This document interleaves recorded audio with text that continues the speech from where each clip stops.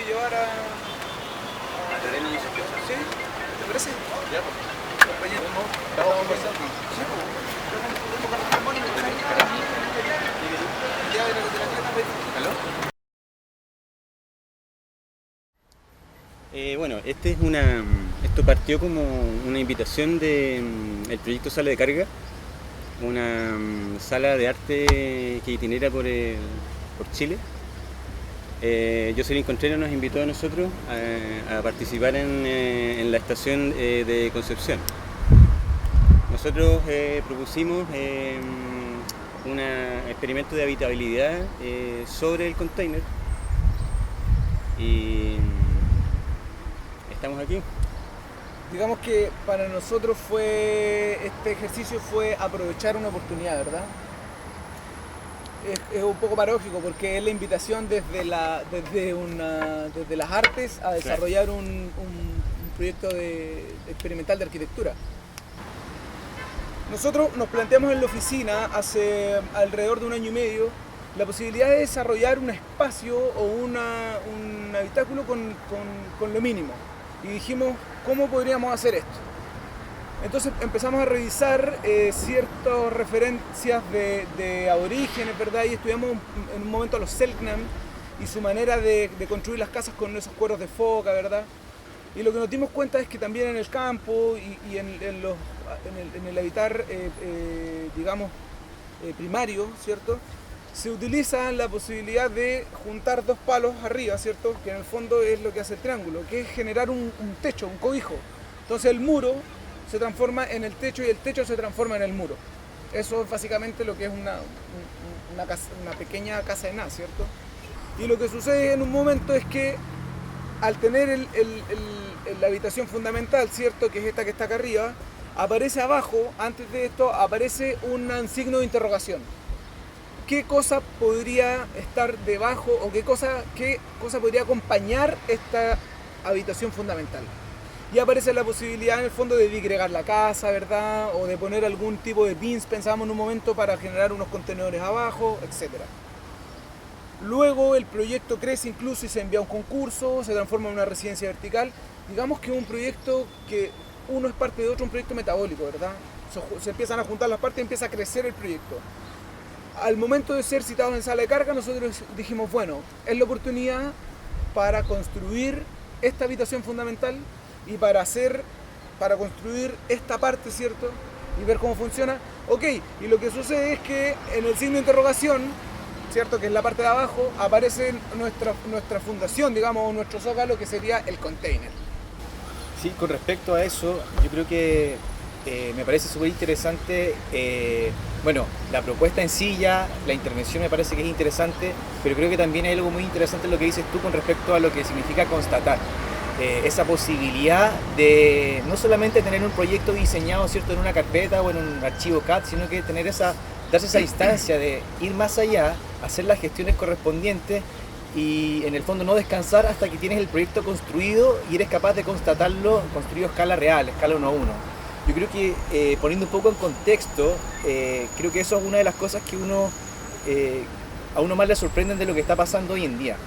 En el fondo veníamos nosotros de alguna manera siendo hijos de una generación que nos formó dentro de la universidad, donde los mejores proyectos eran aquellos que no se construían, aquellos que quedaban, ¿cierto?, en el deconstructivismo, en la academia, muy ligados a la filosofía.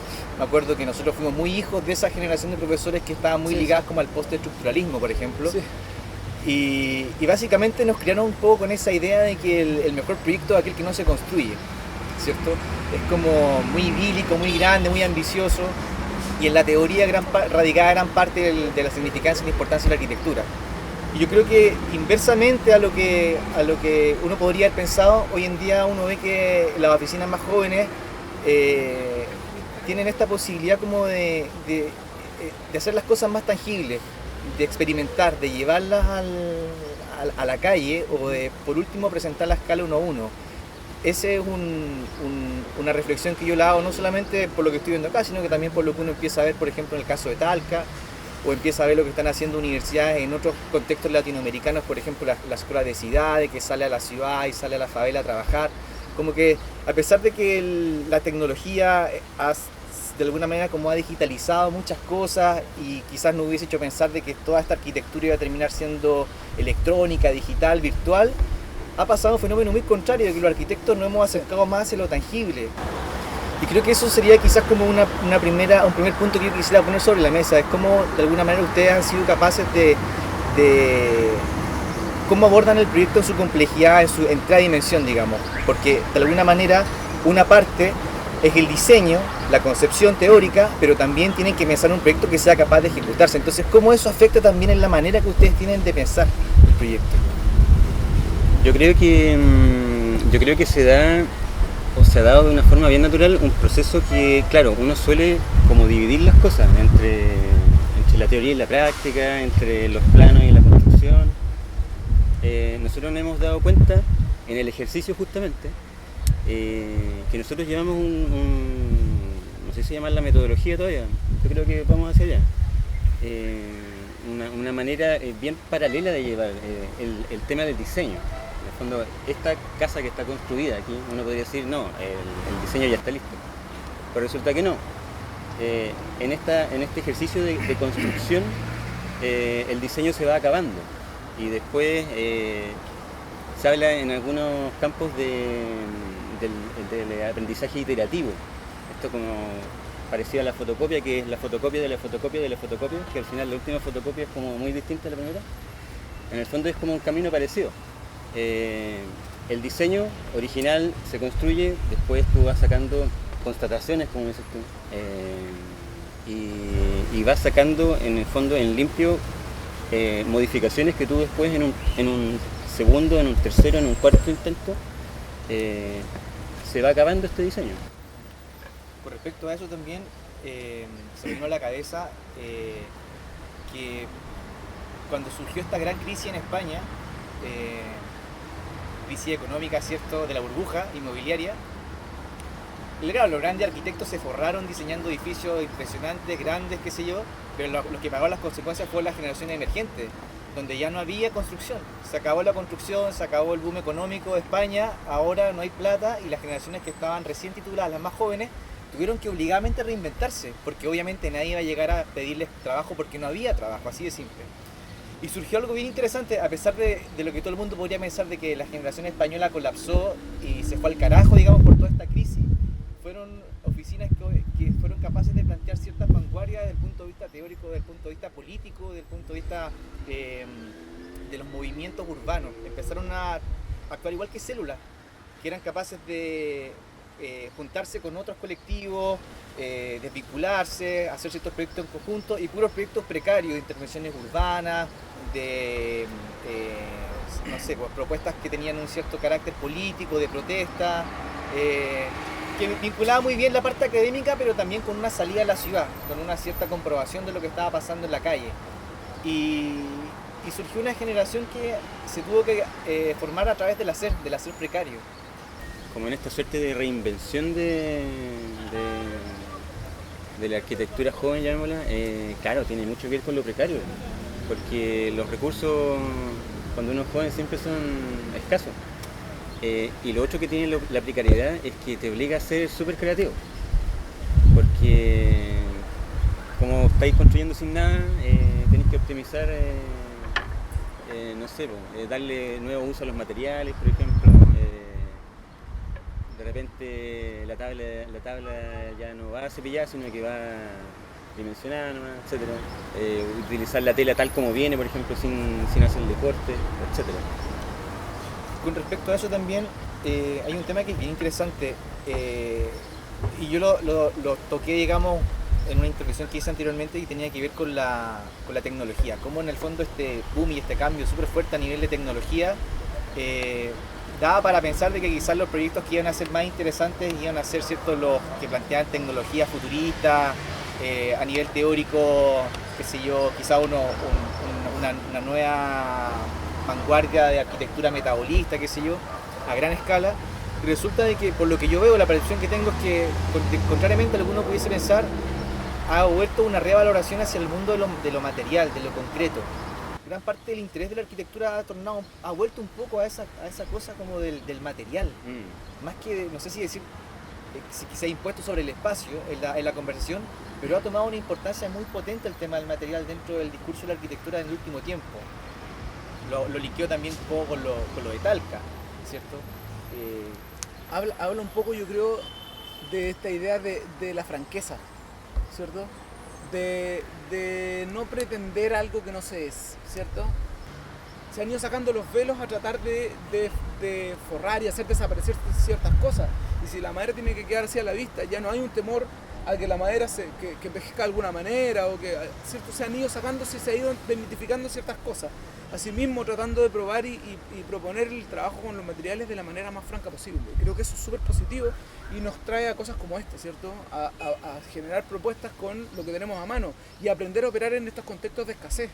Y creo que ahí está también la relación con Latinoamérica, como el contexto regional, porque tú miras la producción arquitectónica global, ¿cierto? que tiene Latinoamérica, y te das cuenta que es muy diversa. Tú no la podrías clasificar como dentro de un estilo de arquitectura, porque imagínate, o sea, los materiales que tú trabajas, por ejemplo, en el Caribe, no son los mismos que vas a trabajar en el sur de Chile. Esas son arquitecturas completamente diferentes. El detalle constructivo allá es un detalle que busca ser abierto, que busca tener ventilación. Aquí nuestros detalles son absolutamente herméticos. Por eso un alumno que viene a hacer una práctica, por ejemplo, de Venezuela a Chile, va a tener problemas con los detalles constructivos porque no va a saber cómo cerrar esa cuestión. ¿Te fijáis? Pero aún así, lo que los une y lo que los conecta son estos contextos de escasez. O sea, todos vivimos, yo creo, venezolanos, argentinos, brasileros, chilenos, en problemas de contradicción, de inequidad económica, de problemas de pobreza, por ejemplo, donde los arquitectos muchas veces no nos tenemos que enfrentar con encargos de casas de playa, ni mucho menos, sino que nos toca lidiar con esa realidad que es más dura. Y dentro de esa operativa de todos los días que tienen que ver con los costos, qué sé yo, y con lógicas de clima, no sé, es donde el profesional, yo creo, se forma como con una especie de resiliencia muy, muy potente. Sí, ya lo creo. Entonces yo creo que ese es un rasgo común del estudiante latinoamericano. Yo, en ese sentido, creo que me llevó una grata sorpresa de Ecuador, en el sentido de que hay los arquitectos emergentes están tratando de entender la arquitectura con esta visión de trabajar los materiales en bruto, de trabajar con recursos que son los recursos reales que tienen a disposición, pero siempre construyendo, no quedándose en la teoría ni encerrándose en la universidad, sino que sacando la producción a la calle. En nuestro hacer, nosotros trabajamos mucho con estudiantes. Para nosotros es fundamental como la frescura de los estudiantes, ¿cierto? Y cómo trabajar con ellos. Y lo que sucede un poco es que se empieza a hacer escuela en la calle, ¿verdad? Se empieza a hacer, la academia, como lo conversábamos hace un rato atrás, empieza a salir a la calle en estos procesos. Y se empiezan también a desmitificar muchas cosas y se empiezan a generar unos procesos súper particulares al momento de juntar, por ejemplo, diseñadores industriales con arquitectos. Cuando se enfrentan al material, la decisión no está en tu capacidad, en tu conocimiento, en el tuyo y en el mío, sino que en la posibilidad, los tres, al momento de ejecutar y poder comprobar. Que es lo que un poco nos ha sucedido a nosotros al momento de ejecutar estos proyectos. Las decisiones al momento de construir se toman, ¿cierto?, según los resultados que va entregando las pruebas que se van haciendo, ¿verdad? Y el diseño un poco empieza a tomar cierto rumbo o cambia de dirección según las cosas que vamos comprobando en la medida en que vamos haciendo. Delante cuando fuera de cámara, como se dice, conversamos y hablábamos de esta oportunidad que a uno a veces le brinda el ámbito artístico de poder llevar a cabo cuestiones que en el ámbito más, no sé cómo llamarlo, concreto o profesional, no tienen cabida. Sería súper difícil venderle a un cliente que llegara a la oficina un habitáculo así como este, puesto aquí donde está, digamos. Sin embargo, en el ámbito del arte tiene plena validez. Entonces, el arte para mí yo lo entiendo así, o trato de entenderlo así, como una oportunidad de poder experimentar cuestiones que de otra forma sería, a lo menos, difícil hacerlo. Y también, como conectándolo con la conversación que habíamos tenido antes, creo que también pasa algo paradójico, porque a la vez de ser un experimento, ¿cierto?